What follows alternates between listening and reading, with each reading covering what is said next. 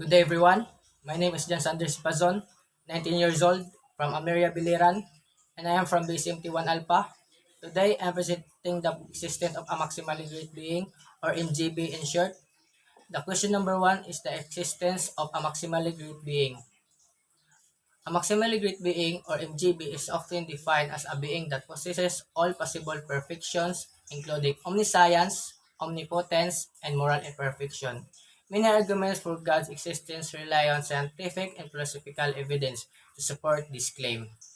Below are four ways in which the existence of an MGB can be inferred.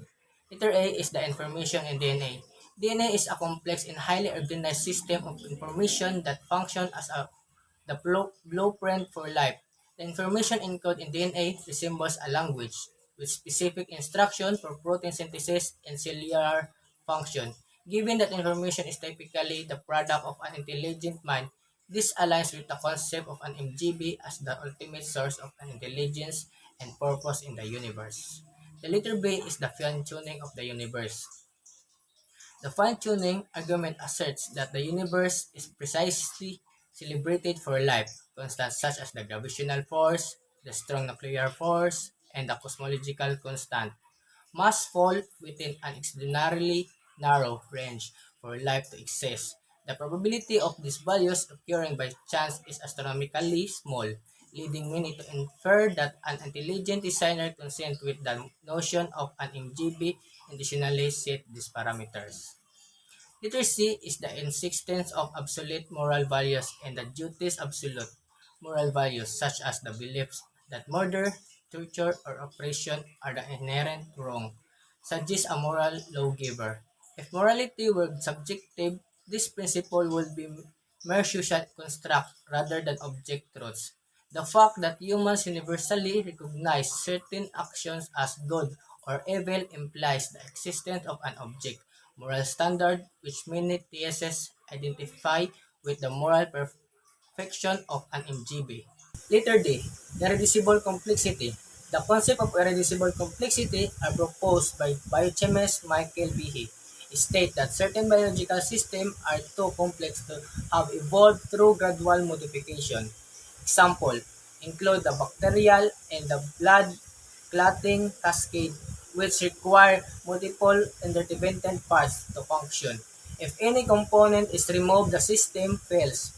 The presence of such structures suggests an intelligent designer who created fully functionally biological system, which is consistent with the existence of an maximally great being.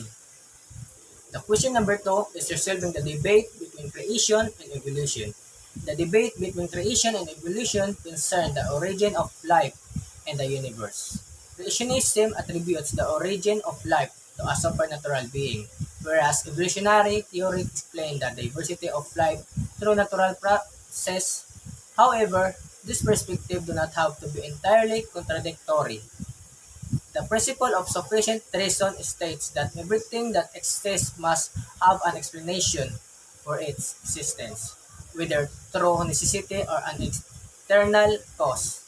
Applying this principle to the universe, we can argue first is the evolutionary explain the how but not the why.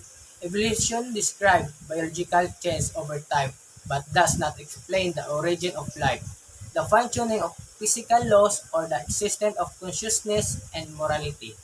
The second one is the creationism explain the ultimate cause, while science explains the mechanism. Creationism posits an ultimate cause, an intelligent designer or the MGB who set the laws of nature and fine-tune the universe.